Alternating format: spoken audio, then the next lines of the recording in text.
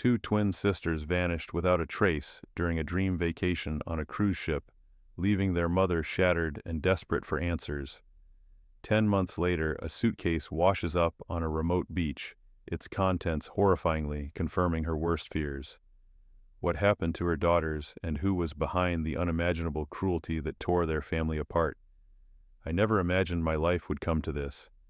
I never thought I'd be sitting here in this small, dimly lit living room alone and broken, surrounded by the remnants of a nightmare that still felt too unreal. But here I am, gripping onto a shred of hope that seems to be slipping away faster with each passing day. It's been 10 long months. 10 months since my twin daughters Rayleigh and Millie vanished without a trace. The phone calls, the interviews, the investigations, the endless hours spent poring over the same case files, and still nothing. The authorities were kind enough to give me updates, but they all felt like hollow promises, just words strung together to placate me. We're doing everything we can, Rachel. We're following all leads. But no lead had ever panned out. No sign of my precious girls. My hands trembled as I flipped through the stack of missing persons flyers. I could barely look at them anymore, but I couldn't bring myself to throw them away. They were all I had left of them, the faces that once filled my world with joy and laughter. Their smiles stared up at me from every flyer, frozen in time, but now they felt like a cruel reminder of everything I'd lost. Rayleigh and Millie were only 8 years old when they disappeared. They were my whole world. When I took them on that cruise, I thought it would be a chance for us to bond, to make memories that would last forever. It was a vacation I worked so hard to afford, a rare gift I could give them after everything we'd been through. I thought it would be perfect. How wrong I was. The night before they disappeared, we had dinner together at one of the ship's restaurants. We had just come back from the pool, their laughter still ringing in my ears as I set the table. I'd left them for just 5 minutes to step outside and take a phone call. It was nothing urgent, but I needed the peace and quiet. The reception in the restaurant wasn't great, so I stepped outside, walking a few feet down the hallway to the open deck. I didn't expect it to be the last time I'd see my girls. When I returned to the table, they were gone. My heart stopped. The restaurant was almost empty, with only a few staff members clearing the tables. No one had seen them leave. I rushed to the staff, asking if they had seen which direction they went, but no one knew. They couldn't have just disappeared. The panic set in quickly, my body going numb as I raced through the ship. I scoured every corner, every deck, every hallway. The cruise staff launched a search, putting up posters, checking every single room, every cabin, even those that were locked or unassigned. There was no sign of them. The ship's security cameras had captured them earlier that day, watching a poolside performance. But once the crowd dispersed, the footage ended. They were just gone. I can still hear the frantic calls, the voices echoing through the ship each time they said, "There's no sign of them, Rachel." My mind raced. Could they have fallen overboard? Were they taken? The ship was docked at several ports, but they hadn't been seen getting off at any of them. How could they have just disappeared? As hours turned into days, the Coast Guard, the FBI, and the local authorities were all involved, but they couldn't find anything.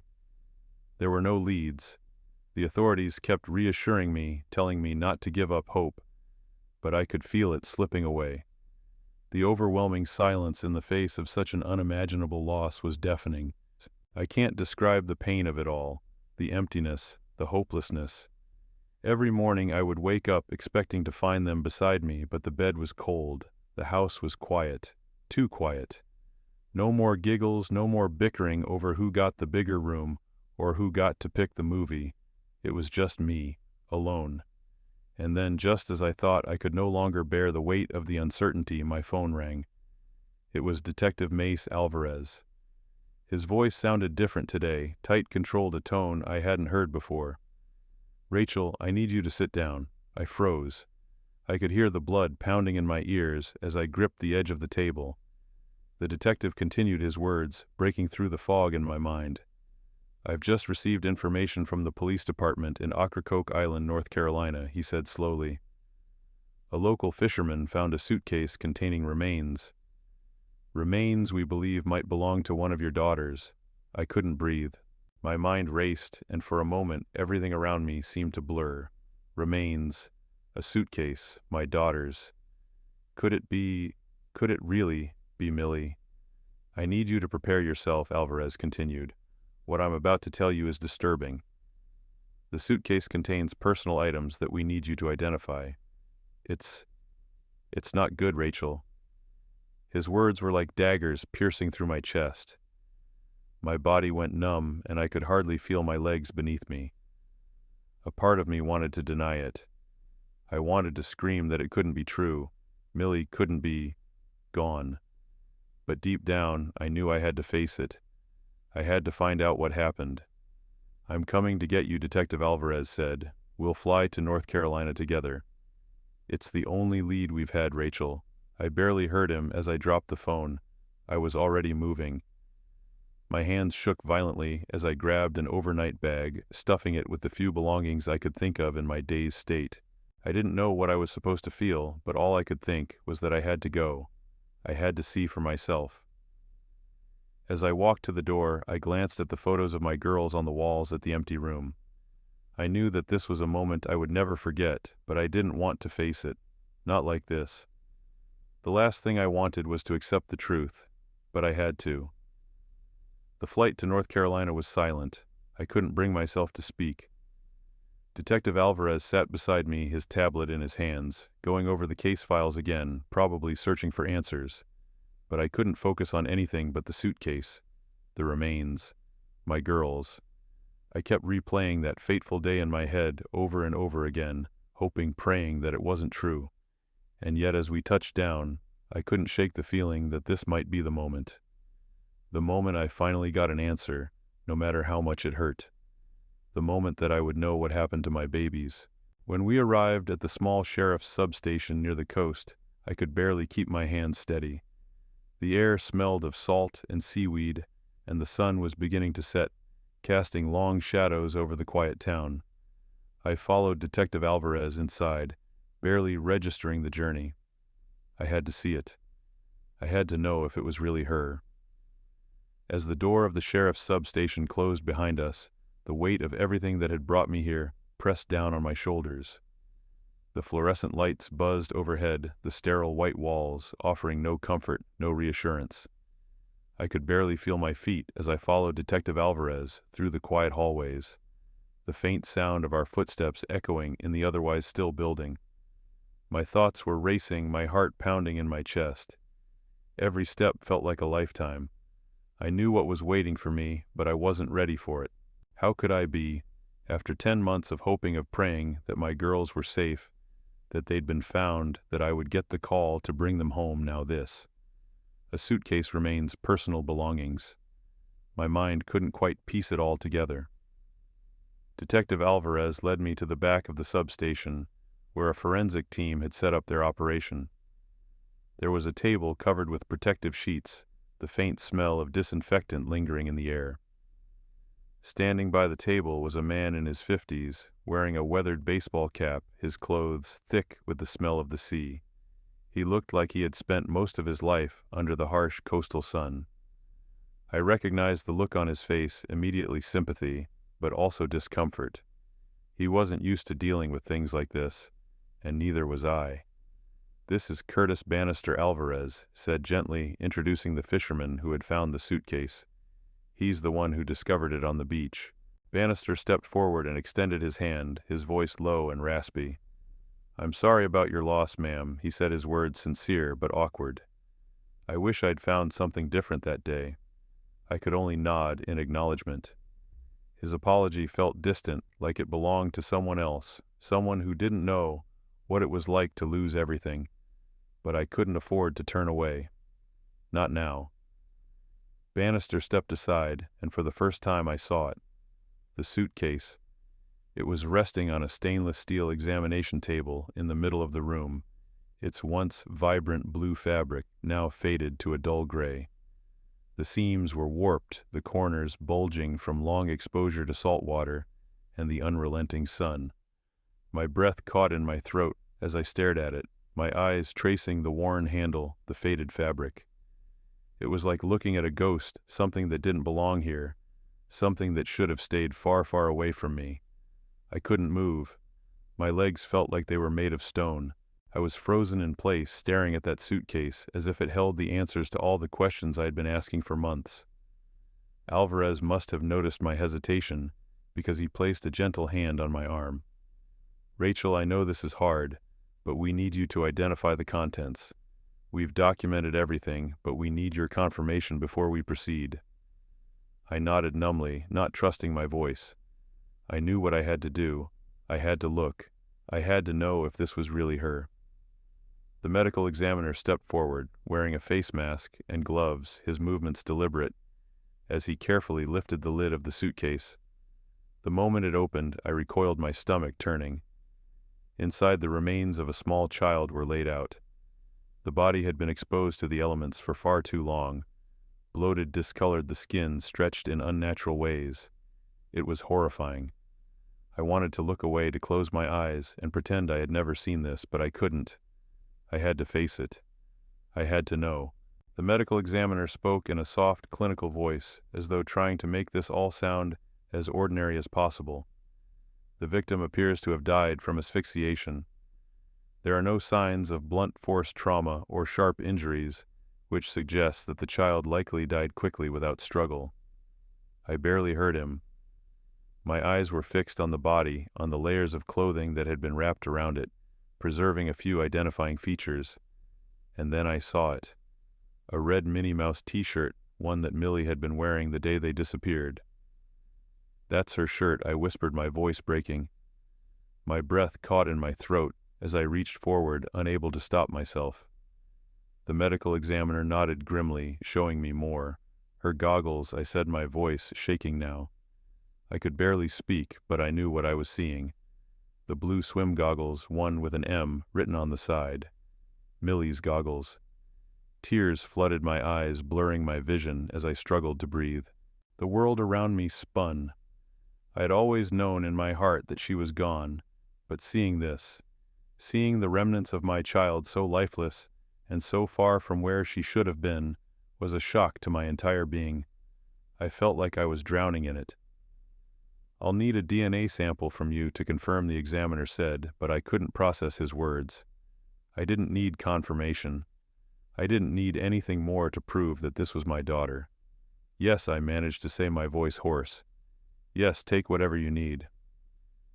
Detective Alvarez placed a supportive hand on my shoulder as the examiner continued. "There's something else," he said, almost as an afterthought. "We found this in the suitcase, too." He held up a clear plastic evidence bag, and inside was a tarnished silver Zippo lighter. My stomach turned again. This didn't belong. It didn't belong with my daughter, with my girls. It was wrong. The examiner handed it to Alvarez, who turned it over in his hands, examining the engraving. The initials K. I stared at it, confused. "K," I repeated. That's not mine. It's not hers." "No," Alvarez said quietly, his expression hardening. "It doesn't belong to your daughters, but this might be the first real lead we've gotten." I didn't want to hear it. My mind was still racing, still trying to make sense of what I was seeing, but Alvarez's words hit me like a hammer. "We'll track down where this was sold," he said. "We'll find out who owns it. This might help us identify whoever did this." I couldn't understand how something like this, a simple lighter, could hold the key to finding my daughter's killer. But then again, everything about this investigation had been turned upside down. Nothing made sense anymore. "Mr. Bannister," I asked, my voice trembling, "can you tell me exactly how you found this suitcase?" The fisherman shifted uncomfortably. "I was walking along the beach, like I do every morning. Saw something washed up that didn't look like the usual debris. I got closer and, well, I smelled it. It wasn't good." "Did you see anything else?"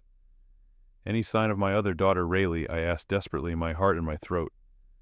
Bannister shook his head, his face full of regret. "Just the suitcase, ma'am. I'm sorry." I didn't know whether to feel relief or dread. It was clear now that whatever had happened to Millie, it hadn't been an accident. Someone had done this to her. But Rayleigh, where was she? What had happened to her? "We'll figure this out," Rachel Alvarez said quietly, as though reading my thoughts. But we need to stay focused. We'll process all this evidence and we'll find out who's responsible. I nodded, my mind still reeling from the discovery. But even as the evidence mounted, there was a part of me that held on to a glimmer of hope. Rayleigh was still out there. Rayleigh was still alive, and I was going to do whatever it took to bring her home. The hours following the discovery of Millie's remains felt like a blur. My mind was spinning, trapped in a cycle of disbelief and anger. I had never imagined this moment, even when I'd spent endless nights praying for any sign, any clue that might bring my daughters back to me. Now I had Millie's shirt, her goggles, fragments of the girl I had once known, the girl who had laughed with me only months ago, full of life and joy. And yet here I was, staring at the suitcase that had carried her body across the ocean. I barely spoke as Detective Alvarez and I made our way back to the airport. The weight of the day hung heavy between us, though he tried his best to offer me reassurances. I wasn't ready for words. There were no words that could explain what I had just seen, no way to put into context the horror I was feeling. But despite the darkness of it all, one thought echoed in my mind over and over again. I had to stay strong for Rayleigh. My baby girl was still out there somewhere, and she needed me. Detective Alvarez's voice broke through my thoughts as we boarded the plane back to the mainland. "We've got the lighter," he said, his tone firm. "That's a big lead. We'll trace it back. It's something." I nodded, though I wasn't entirely sure what to feel. A lighter? How could something so small hold the key to unraveling everything that had happened? It was maddening, but I couldn't deny that the possibilities were there. Each new piece of evidence, no matter how insignificant it seemed at the time, was a step closer to finding Rayleigh, to bringing the people who had done this to justice. The flight to the mainland was quiet. I looked out the window, my thoughts drifting to the beach where Millie had been found, to the suitcase and the horrors inside. I could almost still smell the salt water on the air, feel the cool breeze that had swept through my hair when I had walked along that stretch of beach hours before. Now it felt like a different world, entirely one that I couldn't fully grasp. When we landed, Alvarez didn't waste any time. He was a man of action, his mind constantly working, finding connections that others might miss. We drove straight to the police station, where he handed off the lighter to the team working on it, and I was left to sit in a sterile room, waiting for something, anything, to give me the answers I so desperately needed. Hours passed, but no real progress came. The team working on the lighter had to trace it back through multiple channels. It was a slow process, and I could tell that Alvarez was frustrated. I wanted to share that frustration, to lash out at something or someone, but I couldn't bring myself to do it. I was too tired, too emotionally drained. Instead, I tried to focus on the one thing that mattered: Rayleigh. She had to be alive. She had to be somewhere. I refused to believe that both of my daughters were gone forever. It was late when Detective Alvarez finally returned to the station, his expression grim. "We've got something," he said, his voice low. "We've tracked down the lighter. It came from a small shop in Greenville, North Carolina, a place called Carnes Corner News." The name sounded familiar. "Carnes Corner News," I repeated, trying to place it. "What does that have to do with Millie, with Rayleigh?" "It's where the lighter was sold," Alvarez explained. "And from what we've learned, this place isn't just a random newsstand.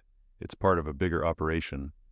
Carnes, the guy who runs the shop, is tied to a network of people involved in child trafficking. We're not sure how far it goes, but we're investigating every lead." My heart stopped. The room felt colder all of a sudden. "Child trafficking," I whispered. "Are you saying—" Alvarez nodded, his face drawn tight with concern. "I think so, Rachel. I'm not going to lie to you. This is bigger than we thought." I felt the world tilt beneath me.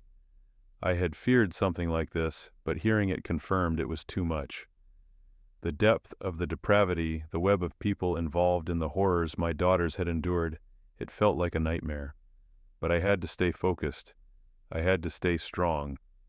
"What's our next move?" I asked, my voice trembling but firm. "What do we do now?" "We keep pushing," Alvarez replied. "We'll take down Carnes and his network. We'll find where they've been hiding Rayleigh and the others. It's just a matter of time." I nodded, the resolve in me hardening. The people who did this would pay. I would make sure of it. We spent the next several hours combing through the files, searching for any information on Carnes and his operations. There were still too many unanswered questions, but it was clear that this was the breakthrough we had been waiting for. Alvarez was already making plans to head to Greenville. He was determined to get answers. I sat there waiting, unable to do anything but wait, and in the silence of the station, a new thought crept into my mind. There was more to this than just Rayleigh's survival. There were other children too, and if we didn't act fast, they might be lost to the same fate as Millie. It wasn't just about getting my daughter back anymore.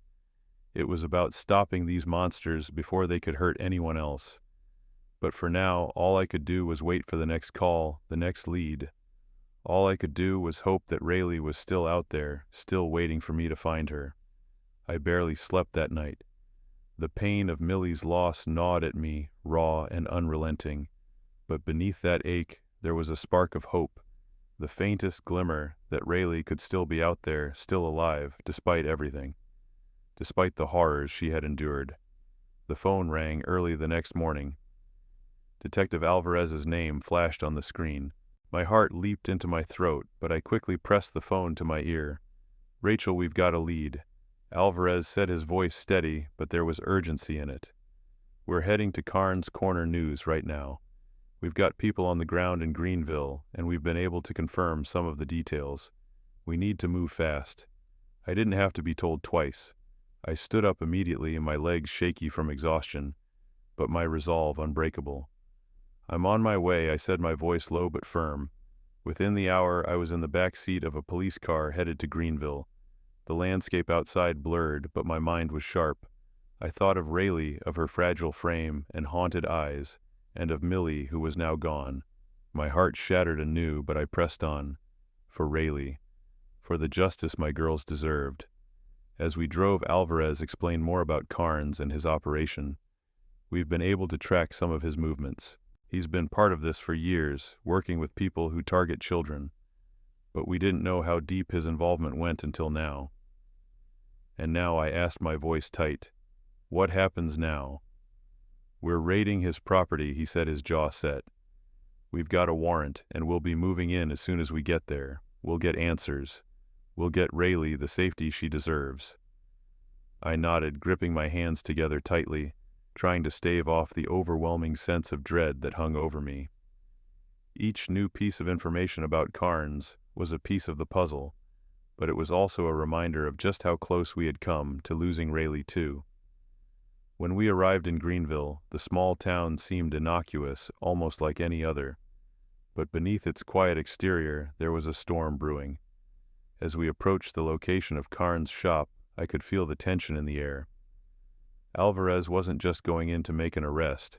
He was going in to dismantle an entire operation, and the stakes had never been higher. We parked a few blocks away and approached on foot, staying low. Officers moved through the area, securing the perimeter.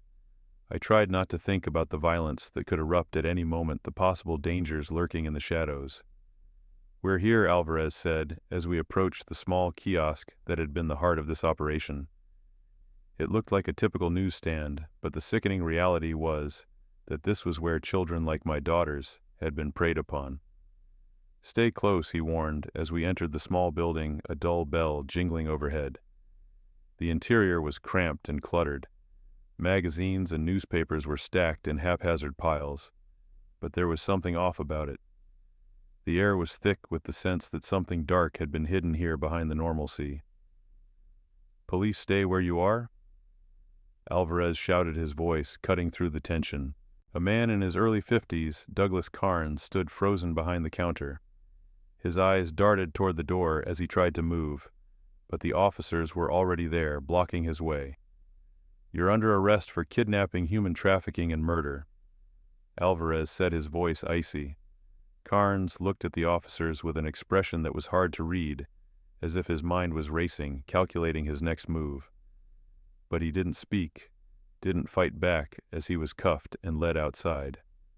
I watched in silence, my heart pounding. The arrest felt like a victory, but it was hollow. This wasn't over, not by a long shot.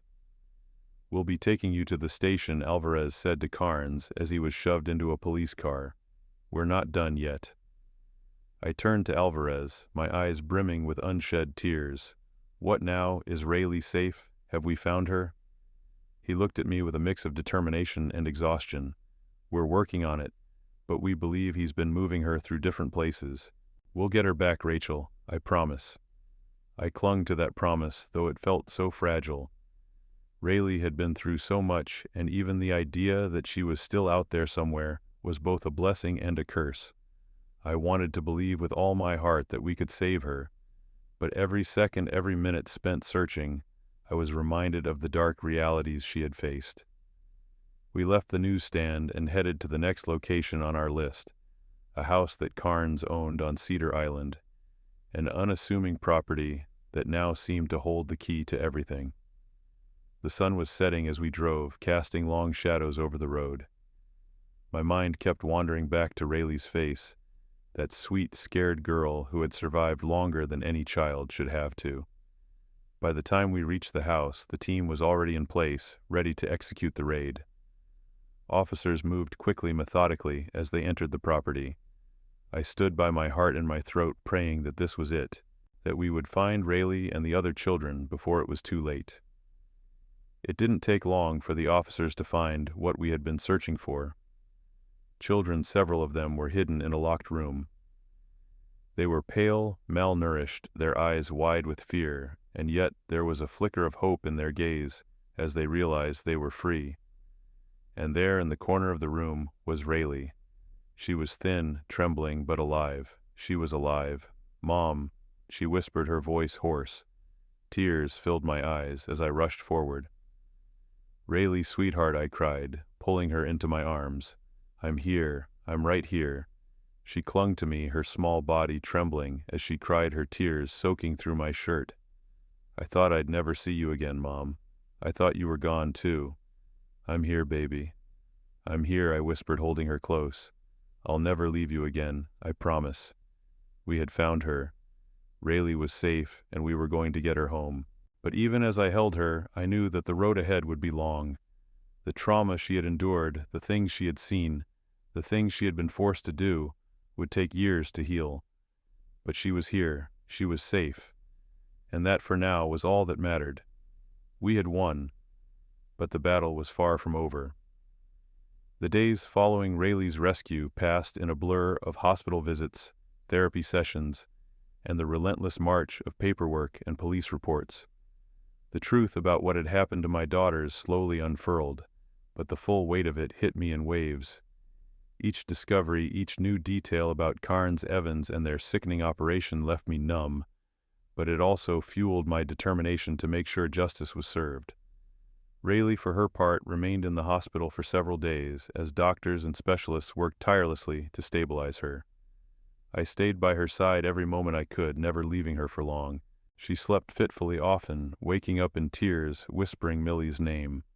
The girl who had been her best friend, her twin, was gone. And no matter how much I wanted to shield Rayleigh from the pain, I knew she had to face it just as I had to. There were moments when she would pull away from me, her eyes clouded with confusion, as though she couldn't quite reconcile the life she'd been forced to live with the love and care I was now offering her. She was still so broken, so fragile, but she had a quiet strength I hadn't fully realized until now. "Mom," Rayleigh said one morning as we sat together, her thin fingers playing with the hem of my sleeve. "Will we ever be normal again?" I looked at my daughter, my heart heavy with the truth. "We'll never be the same, sweetheart," I whispered, brushing a strand of hair away from her face. "But we will find our way back, together, and I will make sure no one can hurt you again. You're safe now, Rayleigh, and we'll heal one day at a time." Rayleigh nodded, her eyes bright with unshed tears. She had always been the more hopeful of the two, and even in the wake of everything that had happened, she still clung to a faint glimmer of that hope. It gave me strength even when I didn't feel like I had any left to give. Detective Alvarez kept in close contact, providing updates as the investigation progressed. The evidence was overwhelming. Carnes and Evans had been operating their sickening scheme for years, preying on vulnerable children, moving them between locations, and selling their innocence for profit. They weren't working alone. Other names had surfaced, and the authorities were closing in on the full scope of the operation. Carnes remained mostly silent, refusing to cooperate with police, but Evans had turned herself in. In exchange for leniency, she had given a full confession. It sickened me, but I wasn't surprised. She was as much a part of this as Carnes, and I had no sympathy for her. But it wasn't just about them. It was about the children they had stolen from their families, the lives they had ruined. The weight of that was unbearable. I had to focus not just on getting justice for Millie and Rayleigh, but for all those other children too. One of the hardest moments came when we had to go through Millie's things. Her clothes, her toys, the little drawings she had made, all reminders of the life she would never get to live. The grief was all-consuming, but I had to go through her things to understand the full scope of what had been taken from her. I knew I had to grieve, but I also knew I had to keep going for Rayleigh. I had to be strong for her, even when I felt like I was crumbling inside. As the weeks passed, Rayleigh began to open up more. We talked about Millie, about the things they used to do together, the little inside jokes, the games they played, the dreams they had for the future. It was painful to recount those memories, but it was also necessary. Rayleigh needed to talk about her sister to remember her in the best possible way. She still had nightmares, still woke up in the middle of the night, drenched in sweat and shaking. But each night, I would be there to hold her, to comfort her, and tell her she was safe. I could see the changes in her, small but important. She was beginning to trust again, beginning to heal, though it was clear it would take a long time.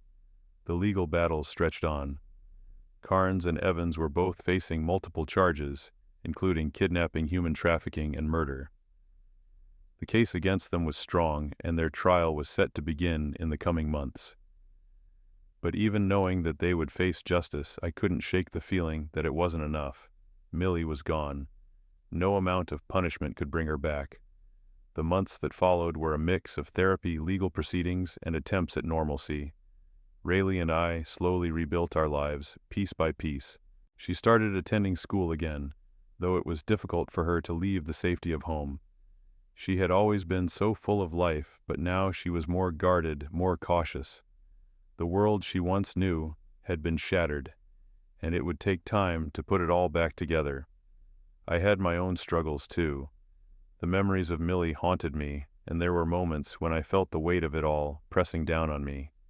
But I had Rayleigh, and as long as she was with me, I knew I had a reason to keep going. We had come so close to losing everything, but we had survived. We were survivors, and that was the only thing that mattered now.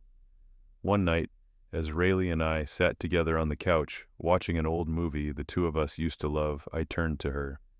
"You know Millie would have loved this." Rayleigh smiled softly. "I know. She always liked the funny parts the best."